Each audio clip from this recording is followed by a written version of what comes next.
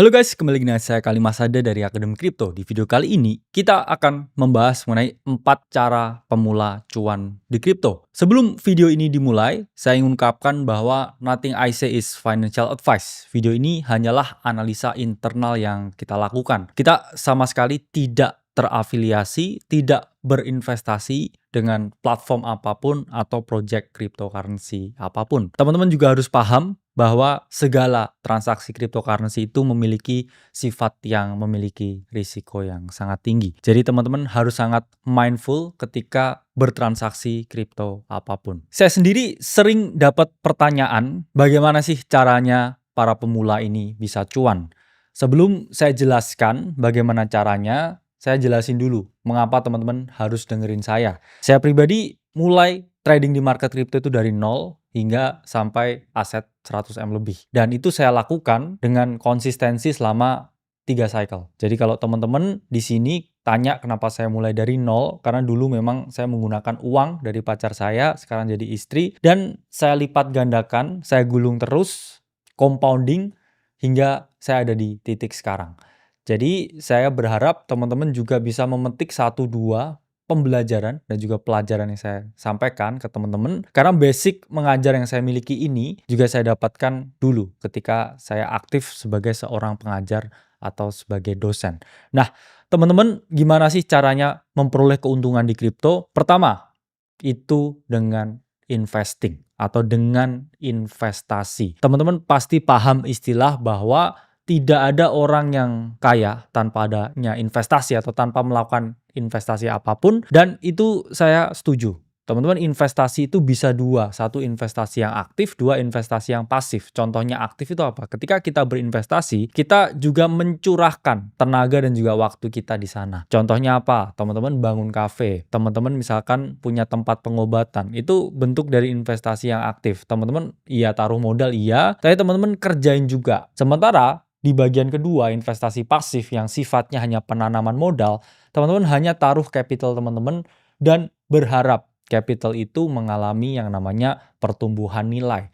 Jadi di cryptocurrency atau di market crypto, kita bilangnya hanya satu yang bisa diinvestasikan, yaitu Bitcoin. Kenapa? Ya karena kita udah melihat sekarang, time to time again, bahwa aset kedua terbesar pun, contohnya Ethereum, ini dia juga nggak perform sama sekali ketika kita bandingkan dengan Bitcoin. Bitcoin terus mengalami kenaikan, sementara Ethereum yang mana ini aset kedua di siklus kali ini, ya kita bisa melihat performanya itu sangat melempem. Itu menunjukkan bahwa hanya Bitcoin yang teman-teman bisa investasikan untuk jangka waktu yang lama.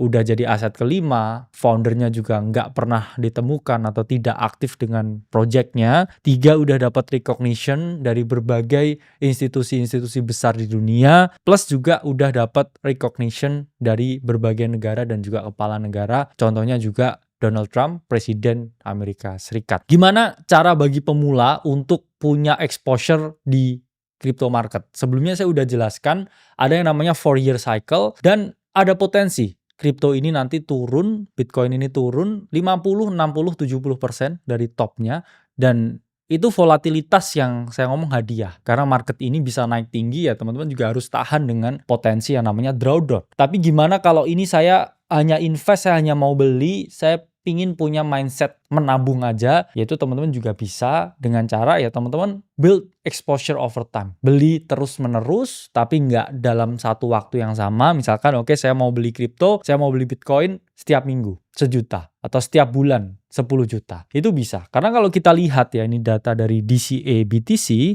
ya, teman-teman over time ya, misalkan 10 juta nih setiap bulan selama 5 tahun, ini teman-teman udah gain 136%.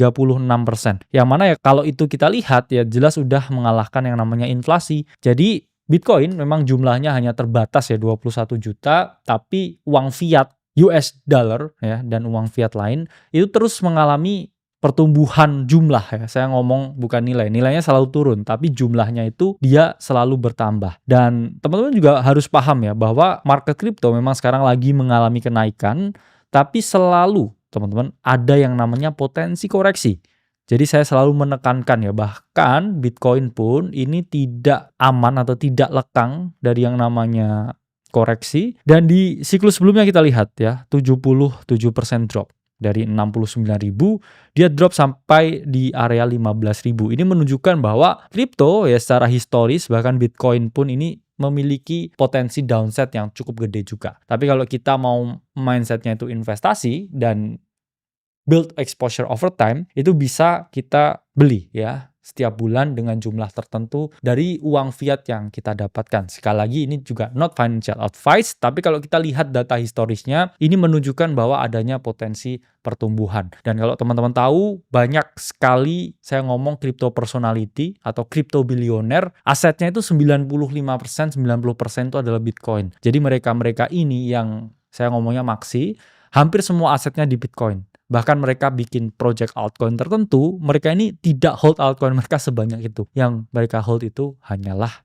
Bitcoin. Jadi kalau teman-teman mau invest ya investasi di kripto, mending Bitcoin aja. Kenapa? Misalkan oke, saya mau investasi Ethereum dalam jangka panjang. Ya kita lihat chart Ethereum Bitcoin. Jadi ini perbandingan ya antara Ethereum melawan Bitcoin. Dia terus mengalami penurunan. Karena apa? Ethereum itu kan suatu teknologi dan teknologi itu pasti bisa tergantikan. Jadi nanti kalau ada yang bunuh Ethereum, misalkan Solana pembunuh Ethereum, nanti pun Solana juga bisa dibunuh dengan altcoin lain yang jauh lebih cepat, jauh lebih aman, jauh lebih fleksibel untuk diprogram dan lain sebagainya. Itulah mengapa there is only Bitcoin for crypto investing ya. Bitcoin itu persis seperti S&P 500. Kalau kita ngomong di perspektif saham, karena itu bagaikan indeks ya aset utama yang terus mengalami kenaikan. Jadi itu adalah benchmark dari keseluruhan market. Apakah kita nggak boleh hold Ethereum atau hold altcoin? Jawabannya boleh. Tapi kita masuk ke poin nomor 2, yaitu dengan trading.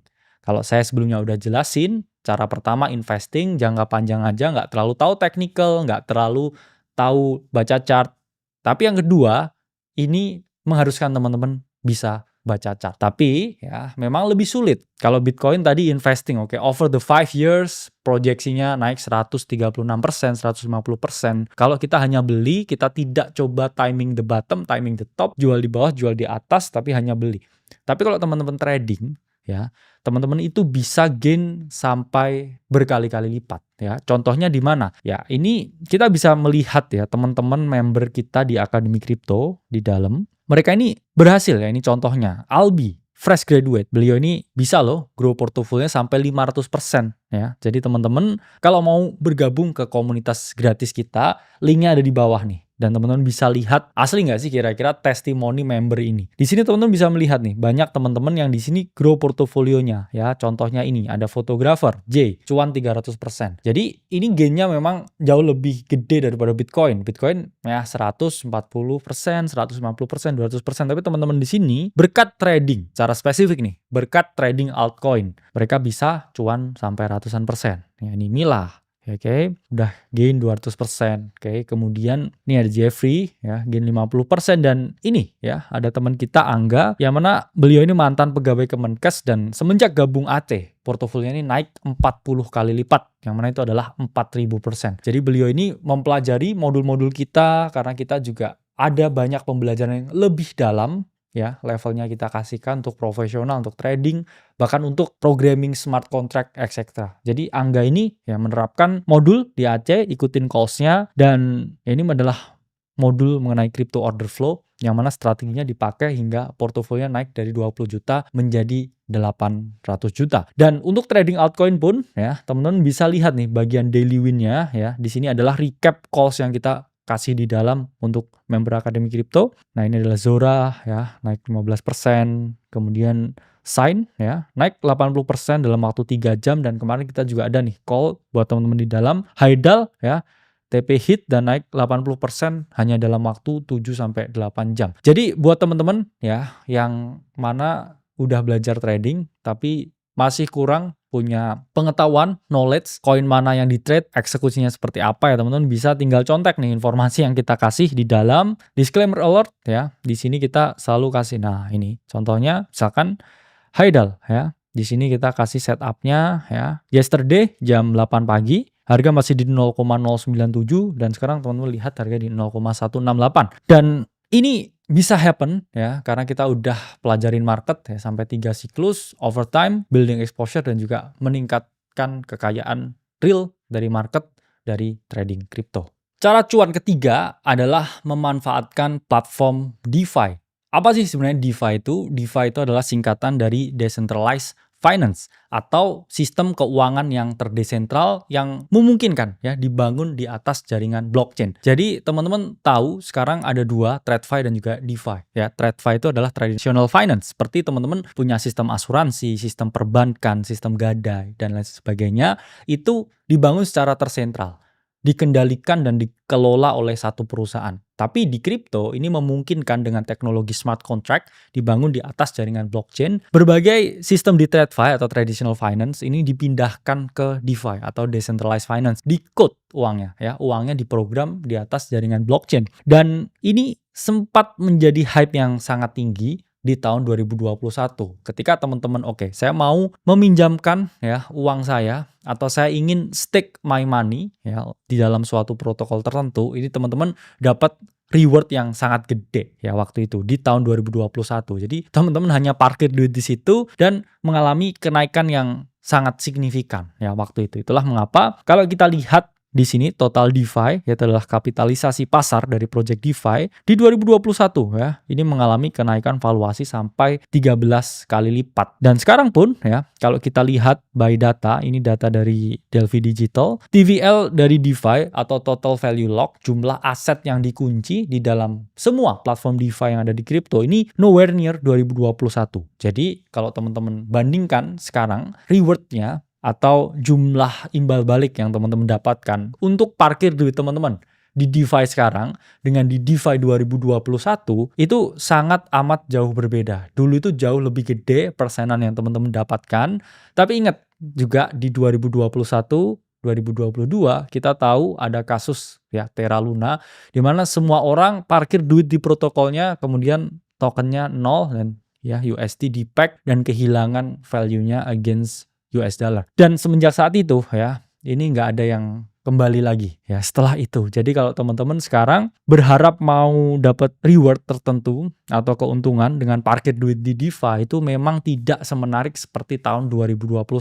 Dan risikonya ya ini ada risiko third party platform ya atau platform pihak ketiga. Karena kan teman-teman parkir duitnya di suatu platform tertentu, suatu protokol tertentu yang mana memang ya di atas jaringan blockchain, tapi bukan berarti platformnya itu tidak memiliki risiko. Kalau ada ya risiko bank run ya atau semua orang ngambil duitnya di situ dan likuiditasnya terganggu dan ada chance juga ya dia mengalami depegging atau kehilangan nilainya. Jadi teman-teman harus paham bahwa tidak ada yang 100% safe di sini. Kalau teman-teman mau utilize ya DeFi dengan lending, staking, borrowing, teman-teman harus paham ya selalu ada risiko ya seperti tahun 2021. Itulah mengapa sekarang ya orang tidak terlalu menarik ya untuk DeFi. Orang banyak ya udah saya hold aja di Bitcoin dan berharap Bitcoin mengalami kenaikan nilai yang mana iya ya kita melihat Bitcoin mengalami kenaikan nilai yang luar biasa meskipun post halving performance saat ini Bitcoin itu yang paling rendah ya kalau kita bandingkan dengan siklus-siklus yang sebelumnya. Jadi ini kita lihat ya data dari Kaiko ya performa Bitcoin 1 tahun setelah halving ini yang paling rendah ya dibandingkan dengan halving-halving sebelumnya. Bisa jadi kita masih lagging nanti mengalami kenaikan atau bisa kita udah price in atau kita udah naik karena berita halving dan juga ETF approval serta kemenangan dari Donald Trump. Nobody knows in the market, tapi ini bisa kita jadikan ya suatu pedoman bahwa Bitcoin saat ini masih lagging ya kalau kita bandingkan dengan halving sebelumnya. Nah, keempat, teman-teman bisa memanfaatkan insentif dan juga reward. Jadi berbagai project-project crypto yang ada ini, ketika mereka ini ingin memarketingkan produk mereka ini butuh yang namanya user. Awalnya harus organik dulu ya. Itulah mengapa mereka membuat marketing campaign tertentu. Teman-teman harus berinteraksi ya dengan networknya. Nanti kalau berinteraksi teman-teman dapat sekian ya. Atau ketika teman-teman ini ada GameFi ya, atau Web3 game yang baru launching. Terus kemudian teman-teman harus di sini kalian harus mainin gamenya. Nanti kalau kamu mainin gamenya, kamu dapat insentif tertentu token gamingnya terus baru bisa kamu jual. Itu pun bisa sebenarnya. Cuman ada chance juga ketika teman-teman udah ngerjain marketing campaign untuk dapat insentif tertentu, ada chance juga nih teman-teman nggak dapat apa-apa. Pasti ada yang bilang, "Oke, ini kan saya gratis ngerjainnya, tapi apakah waktu kamu gratis juga?" Jawabannya enggak. Kalau kamu tuker waktu kamu dengan bekerja, itu kamu juga dapat uang yang namanya itu sifatnya pasti. Jadi nggak ada yang benar-benar gratis. Meskipun, "Oh, ini saya kan hanya tap-tap hamster dan sebagainya." Waktumu untuk nge-tap hamster itu bisa kamu pakai untuk networking di luar dan kamu ngerjain bisnis. Jadi nothing is really free ya, teman-teman. Kalau teman-teman bilang, "Oke, saya kan nganggur, nggak apa-apa nge-tap." Enggak ya, kamu bisa cari kerja di luar terus utilize your time buat kamu dapetin modal, terus kamu investasiin atau kamu tradingin. Ya, belum kamu ngitung ya, nge-tap hamster pun kamu juga harus nge-charge HP-nya, itu pun juga keluar biaya. Harus beli HP juga, itu juga ada biaya. Jadi nothing is really free.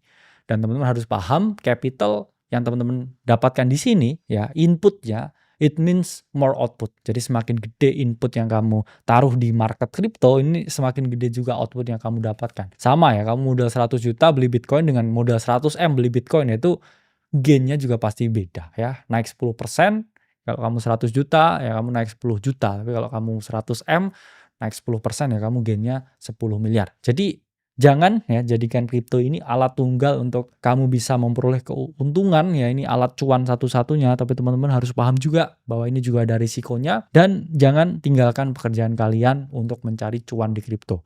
Jadikan pekerjaan kalian sebagai penunjang kalian punya portofolio kripto yang jauh lebih baik. Itu dulu video untuk hari ini. Saya Khalid Masada dari Akademi Kripto. Semoga video ini bermanfaat.